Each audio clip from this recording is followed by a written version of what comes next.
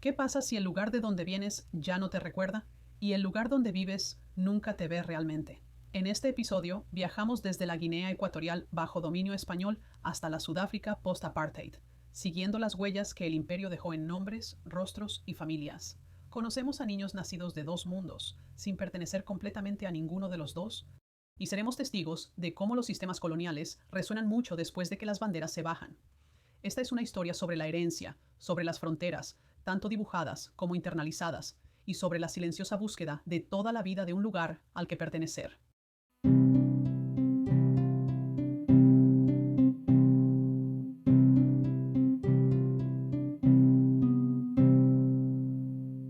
Hola y bienvenidos de nuevo a Gateway Books por Crestons. Soy su anfitriona Cindy Cruz, lectora, investigadora y ocasionalmente garabateadora en los márgenes. Este es el podcast donde la ficción histórica se encuentra con la historia real, donde leemos con un pie en la historia y el otro en el archivo. En cada episodio comenzamos con una novela y seguimos sus ecos a través del tiempo, a veces a través de continentes, a veces a través de siglos, y siempre hacia algo más grande que la página. Hoy nos adentramos en un mundo de imperios en decadencia e identidades frágiles, un mundo donde la raza, la memoria y el poder están entrelazados en cada mirada, y donde la pregunta más personal, ¿quién soy?, está moldeada por la política, la geografía y la larga sombra del dominio colonial. Comenzamos con Palmeras en la nieve de Luz Gabás, luego pasamos a El colonizador y el colonizado de Albert Memmi y terminamos con Nacido, un crimen de Trevor Noah. Si disfrutas de este tipo de análisis profundo, literario, complejo y basado en la historia real, dale like, suscríbete y comparte. Nos ayuda a crecer y mantiene historias reflexivas como estas en la conversación. Este es el episodio 15, Palmeras en la nieve y la política de pertenencia. Comencemos. Cuando se abre Palmeras en la nieve de Luz Gabás, el pasado ya está susurrando. Clarence regresa al pueblo natal de su padre en las montañas españolas después de su muerte y descubre un fragmento de una carta, lo suficiente como para desenterrar algo enterrado. Lo que se desarrolla es una historia en capas que se mueve entre la búsqueda moderna de Clarence por la verdad y la juventud de su tío Killian como colono en la Guinea española, lo que hoy conocemos como Guinea Ecuatorial. A primera vista, esta es una historia de amor épica, paisajes exuberantes, plantaciones de cacao, romance prohibido y secretos de décadas. Pero debajo de esa superficie hay un retrato del colonialismo mucho más complicado. Es una narrativa moldeada por la distancia del tiempo, de la memoria y del privilegio. Y en esa distancia reside tanto la belleza de la novela como sus puntos ciegos. En la década de 1950, el joven Killian deja la Nevada España por la isla tropical de Fernando Poo, parte del último puesto colonial de España en África. Su familia, como muchas otras de España, es atraída allí por la oportunidad, el atractivo de la tierra, el estatus y una especie de libertad que se siente más grande que cualquier cosa que conocieran en su propio pueblo montañoso. Es una historia que resuena con el lenguaje de aventura y misión civilizadora que se encuentra en las narrativas coloniales europeas. Pero esa libertad, como la novela muestra lentamente, se construyó sobre una profunda desigualdad. Las jerarquías raciales y culturales en Fernando Po están en todas partes, en cómo se dirige a las personas, en quién tiene permitido moverse libremente y en quién se espera que permanezca en silencio. Los españoles, como Killian y su hermano Jacobo, poseen tierras y poder. Los guineanos negros sirven, trabajan y observan. Son parte del paisaje, pero no de la toma de decisiones. Incluso cuando Killian forma una relación romántica con Visila, una mujer local cuya fuerza y presencia son el núcleo emocional de la historia, la barrera entre sus mundos nunca se borra por completo. Simplemente se vuelve más frágil, más tenso. Luz Gabás nos ofrece una nostalgia del colonialismo filtrada a través de la memoria, el honor familiar y el dolor de algo perdido. Pero también permite que esa nostalgia se resquebraje. Vemos las tensiones de la asimilación, las heridas causadas por el secreto y la manera en que el imperio reorganiza vidas personales, a menudo sin disculpas. Clarence, décadas después, es el hijo de ese silencio. Su viaje no es solo genealógico, es existencial. ¿Quiénes éramos? ¿Y quién pagó por la versión de nosotros que elegimos recordar? Pero no todo lo que Clarence descubre está moldeado por el amor o el anhelo. Uno de los giros más dolorosos de la novela no proviene del romance entre Killian y Visila, sino de su desmoronamiento. Un niño nace, no del amor, sino del daño. La escena en la que esto ocurre es implacable y Gavaz no oculta la violencia de la misma. En ese momento, la novela despoja el barniz romántico del imperio y obliga al lector a enfrentar lo que a menudo se necesitaba y lo que costaba. Ese niño, Íñigo, no es nombrado por el hombre responsable. Crece en los márgenes de varios mundos, conectado a los colonizadores por sangre, pero no por nombre ni legado. Su madre Visila lleva el peso de ese silencio con dignidad y una tranquila rebeldía. Al principio le cuenta muy poco a Clarence, permitiéndole adentrarse lentamente en la verdad, y cuando la verdad sale a la luz, no llega con drama, sino con dolor. Y Nico no es una metáfora. Es un niño, luego un hombre, cuya vida fue moldeada por decisiones tomadas antes de que pudiera hablar. No está ni oculto ni plenamente reconocido. Y esto quizás sea una de las representaciones más precisas de lo que significa ser birracial en un entorno colonial. Existir visiblemente, pero de manera no oficial. Ser conocido, pero no mencionado. Estar presente, pero no protegido. La relación de Clarence con Íñigo se convierte en el núcleo emocional de su propia transformación. Ella no comienza este viaje esperando encontrar a un hermano, sino para desafiar la narrativa con la que creció. Pero lo que descubre no solo transforma su comprensión de su familia, sino también su entendimiento del papel de España en África y el costo del olvido. Hay un momento hacia el final de la novela en el que Clarence mira a Íñigo y se da cuenta de que él no tiene ningún interés en ser integrado de manera conveniente en su versión de la historia. No quiere ser una nota al pie en la redención de otra persona. No busca reconciliarse. Le está pidiendo que vea la verdad y que la acepte. Y esto también es una especie de ajuste de cuentas, no uno que termine en perdón, sino uno que comience con el reconocimiento. Gavaz utiliza a Clarence como un puente entre el pasado y el presente, entre España y Guinea, entre el silencio y la palabra. Pero Clarence también es un recordatorio de los límites de la empatía cuando la historia ha sido curada para consolar a los descendientes de los poderosos. Su incomodidad no es la historia, es el comienzo de ella. Y cuando miramos más allá de los arcos personales, la novela plantea una pregunta más profunda. ¿Qué sucede después de que los colonizadores se van? En los capítulos ambientados durante la independencia y más allá, fuimos testigos del reajuste del poder en la isla. Los españoles se van, pero su sistema permanece. Las jerarquías de clase, las divisiones raciales, el acceso a la educación, la propiedad de la tierra, todo ha sido moldeado por décadas de dominio colonial. Y a medida que el nuevo liderazgo toma el control, algunos patrones se interrumpen mientras que otros simplemente se invierten. Lo que se hacía en nombre del imperio ahora se hace en nombre del Estado. Esta parte de la historia es más tranquila, pero igual de importante. Gavaz no nos ofrece una narrativa triunfante de independencia. En cambio, vemos lo difícil que es extraer la lógica colonial de un lugar que ha sido tan profundamente transformado. El legado del imperio no es solo político, es íntimo. Vive en el lenguaje, en la herencia, en el dolor no expresado. Vive en las personas que se esperaba que permanecieran en silencio y siguieran adelante. Clarence, como visitante, ve esto. Ve cuánto dejó atrás su familia, no solo tierras y propiedades, sino lazos sin resolver, personas heridas y una historia que nunca les pertenece completamente para contar. Comienza a entender que aceptar ese legado no significa resolverlo todo, significa contarlo con honestidad. Incluso las partes que no reflejan bien. Al final, Palmeras en la nieve no es un retrato perfecto del colonialismo. En muchos aspectos, es una novela arraigada en la memoria española, pero logra lo que muchas novelas de ficción histórica buscan. Abre una puerta, plantea una pregunta, interrumpe una versión fácil del pasado y pregunta qué más podría estar aún enterrado, esperando ser descubierto.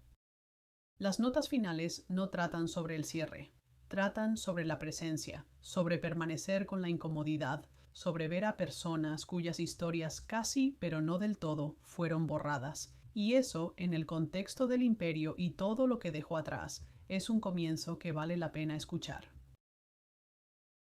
Cuando leemos una novela como Palmeras en la nieve, es fácil dejarnos llevar por la exuberancia del escenario, la intimidad de las relaciones, el vaivén de la memoria, pero detrás de las historias de amor y las traiciones hay una pregunta más grande y persistente: ¿cómo un sistema colonial moldea no solo la tierra que ocupa, sino también a las personas que viven en ella?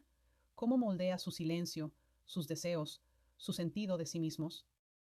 El colonizador y el colonizado, de Albert Memmi, nos ofrece un marco para entender lo que la novela de Luz Gabás nunca nombra por completo: que el colonialismo no se trata solo de tierra o poder, sino que es una relación construida sobre la dependencia, la distorsión y la negación.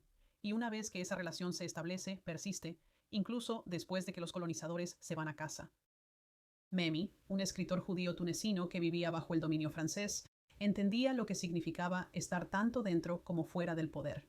Conocía la tentación de alinearse con una cultura dominante. También conocía el costo. Su libro, publicado por primera vez en 1957, es breve, claro y devastador. No grita, no se enfurece. Simplemente expone, pieza por pieza, lo que sucede cuando a un grupo de personas se le enseña a gobernar y a otro se le enseña a aceptarlo. Comienza describiendo al colonizador. Al principio, el colonizador llega con un sentido de aventura, tal vez incluso de benevolencia. Cree en la misión civilizadora. Cree que está ayudando, pero con el tiempo, para mantener su posición, debe creer en otra cosa: que el colonizado es inferior, perezoso, infantil, incapaz de autogobernarse, porque si el colonizado es su igual, entonces todo el sistema se derrumba. Así que el colonizador aprende a deshumanizar, no siempre con crueldad, sino con consistencia. En Palmeras, en la nieve, vemos esto en la superioridad casual del hermano de Killian, Jacobo, en la forma en que trata la plantación como su derecho de nacimiento y a los trabajadores como una extensión de su voluntad. Pero también lo vemos de maneras más sutiles, en la incomodidad de Killian cuando Visila reclama su espacio, en la inquietud que sigue a cualquier alteración de los roles esperados. Incluso cuando el afecto es real, el desequilibrio permanece. La estructura no se disuelve solo porque las emociones entren en juego. Memmi luego se dirige al colonizado, y aquí el retrato es igual de complicado. La persona colonizada no es simplemente una víctima. Están atrapados en una red de contradicciones. Se les dice que son inferiores, pero también se les castiga cuando intentan ascender. Se les ofrece asimilación, pero se les niega la plena aceptación. Son visibles solo de maneras que sirven al sistema. Este conflicto interno genera silencio y vergüenza, y a veces complicidad. Memmi escribe que el individuo colonizado está constantemente en juicio. Todo sobre su existencia es cuestionado: su idioma, costumbres, sueños. Con el tiempo, pueden llegar a creer los mitos sobre sí mismos. Pueden resistirse, pero ninguna opción ofrece paz. Y Nico, en Palmeras en la nieve, crece con esta contradicción. Es el hijo de la violencia y el silencio. Su vida está moldeada por decisiones que él no tomó, por un sistema que se negó a reconocerlo. No está oculto, pero tampoco es reclamado. Y cuando llega la independencia, el mundo a su alrededor se transforma, pero no se restaura. La percepción más inquietante de Memmi es esta: incluso después de que los colonizadores se van, la estructura a menudo permanece.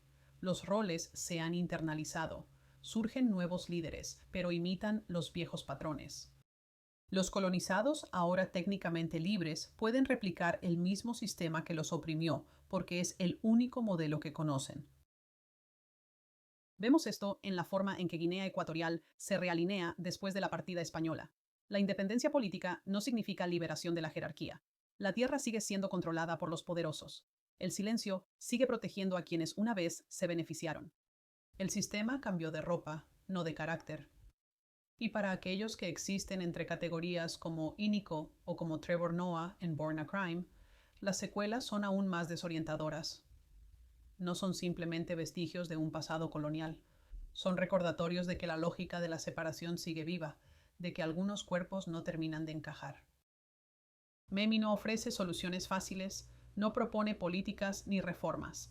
Lo que nos brinda es una lente, una forma de ver cuán profundas son las raíces de la colonización y cómo se enredan en los aspectos más personales de la vida, la familia, el amor y la identidad. Leer a Memmi hoy, el lenguaje se siente más antiguo, pero las ideas no. En un mundo que aún lucha con sistemas de control heredados, en el lenguaje, en la educación, en las fronteras, su claridad es estimulante. Nos obliga a preguntar, ¿qué hemos aceptado como normal simplemente porque estaba allí antes que nosotros? Y para lectores como Clarence, que intenta reconstruir la vida de su padre, Memmi ofrece una advertencia importante. No basta con recuperar recuerdos. También debemos cuestionar el marco que los rodea. Debemos preguntar por qué se recordaron ciertas cosas y otras se olvidaron. ¿Quién se benefició de ese olvido? ¿Quién pagó el costo? Esa pregunta se traslada a Born a Crime, donde Trevor Noah entra al mundo como una contradicción literal. Su mera existencia, como hijo de una madre negra exosa y un padre suizo blanco, era ilegal bajo el apartheid, y sin embargo sobrevive, prospera, pero siempre con una especie de fluidez codificada, leyendo habitaciones, deslizándose entre idiomas, actuando con seguridad. Si Memmi nos muestra la estructura, Trevor Noah nos muestra la improvisación que ésta exige. La siguiente historia no comienza en las secuelas del Imperio, sino en su sombra viva y palpitante. Hay un momento en Born a Crime cuando Trevor Noah, aún un niño, ve a su madre lanzarse de un coche en movimiento para escapar de una pareja abusiva. No lo enmarca como un trauma. No hace una pausa para enfatizarlo. Lo cuenta con el mismo ritmo que usa para describir cómo se salta a la iglesia o se esconde de la policía, partes iguales de absurdo, doloroso y agudamente observado. Ese es el poder de este libro. Trevor Noah no escribe como una víctima ni como un filósofo. Escribe como alguien que vivió a través de sistemas diseñados para definirlo, confinarlo y borrarlo, y salió no solo fluido en sus códigos, sino capaz de reírse de su lógica. Born a Crime no es una memoria de trauma, es una memoria de supervivencia, improvisación y la profunda y compleja absurdidad del apartheid en Sudáfrica.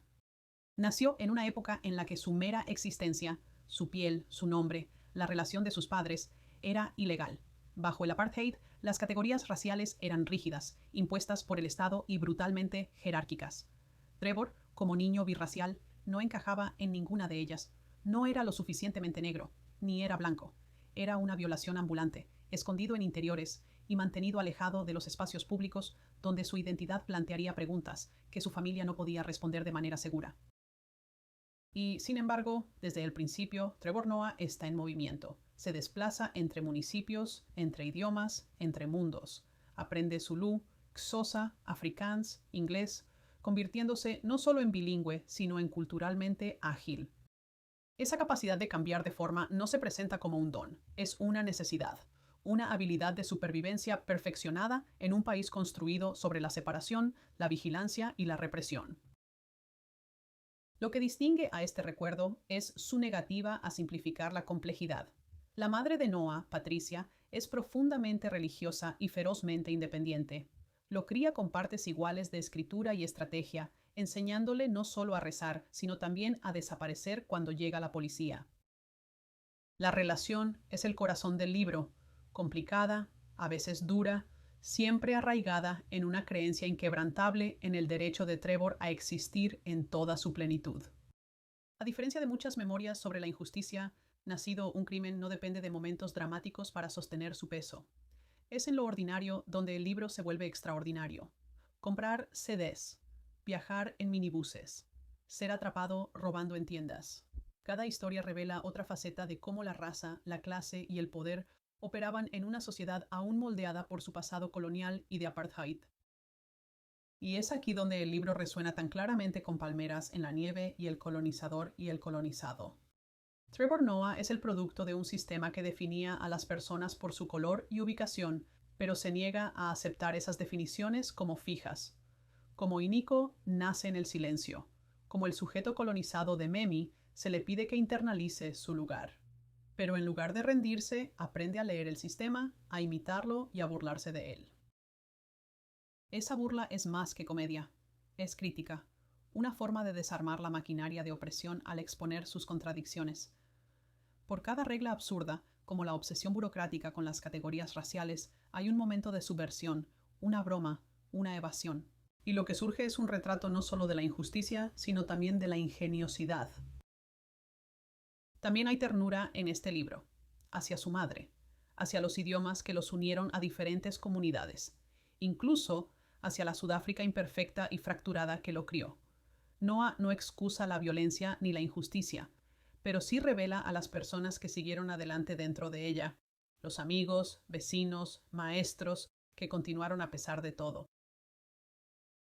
Cuando hablamos del legado del colonialismo, es fácil referirse a políticas gubernamentales y tratados, pero Born a Crime nos recuerda que el verdadero peso de ese legado se lleva en la vida cotidiana, en quién puede caminar libremente, en quién es visto, en cuyas historias se permite contar. Trevor Noah cuenta su historia con humor porque el humor fue su forma de sobrevivir. No evita los aspectos más oscuros. Sabe que su capacidad para navegar por esas estructuras, su piel clara, su don para los idiomas, le daba acceso a cosas que otros no tenían. No lo glorifica, lo complica. En los capítulos finales reflexiona sobre su relación con su padrastro, un hombre abusivo que eventualmente dispara a su madre. Noah no ofrece una resolución sencilla. Hay dolor, pero también hay desafío. Su madre vive. Ella sana. Y él también. Aunque sanar en este caso no significa olvidar. Significa llevar la historia adelante, con honestidad y cuidado. Nacido un crimen nos ofrece una ventana a las secuelas vivas de sistemas diseñados para dividir. Nos muestra lo que sucede cuando un niño crece aprendiendo no solo quién es, sino quién se le permite ser, y luego decide desafiar esos términos por completo. ¿Qué significa pertenecer a un lugar que nunca te reclamó por completo? Heredar el idioma, las costumbres, los recuerdos, y sin embargo, siempre sentirte un poco fuera de sintonía con la historia que se cuenta. En Palmeras en la nieve, vimos cómo el amor, la tierra y el silencio entrelazados a lo largo de generaciones moldeadas por el imperio. Y Nico, nacido en los espacios entre mundos, nunca recibe una verdad completa, solo fragmentos, pistas, borrados. Albert Memmi nos enseñó que el colonialismo no es solo una conquista, es una relación. Una que se incrusta en la memoria, en la identidad, en lo que la gente cree que tiene permitido desear. Incluso después de que las banderas se bajan, el arreglo persiste, y a veces aquellos que fueron colonizados asumieron los roles que les enseñaron, confundiéndolos con progreso. Y luego llega Trevor Noah, no para ofrecer una resolución, sino para sostener un espejo. Su vida, construida sobre contradicciones, nos obliga a preguntar, ¿qué hacemos con sistemas que nunca fueron construidos para nosotros en primer lugar? ¿Los imitamos?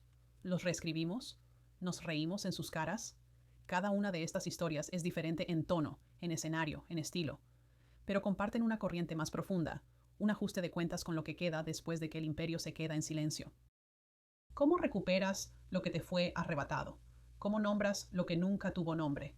Y quizás de manera más silenciosa, ¿cómo vives una vida plena y digna en un mundo aún moldeado por las sombras del diseño de otra persona? No hay respuestas fáciles, pero tal vez ese no sea el punto. Tal vez el punto esté en formular claramente las preguntas y escuchar el silencio entre ellas. Eso es todo por este episodio de Gateway Books de Crestance. Si alguna vez te has preguntado dónde pertenecías o te has reído de los momentos incómodos, este episodio fue para ti. Volveremos la próxima semana con otro conjunto de historias que abren la puerta al pasado y arrojan luz sobre el presente. Hasta entonces, puedes encontrar reflexiones, regalos para amantes de los libros y diarios para tu propia historia en crestance.com. Porque el colonialismo puede haber dibujado los mapas, pero ahora estamos escribiendo en los márgenes. Gracias por escuchar. Si te gustó este episodio, asegúrate de darle like, comentar y suscribirte. Porque tu estantería no es solo para decorar, es para iniciar conversaciones importantes.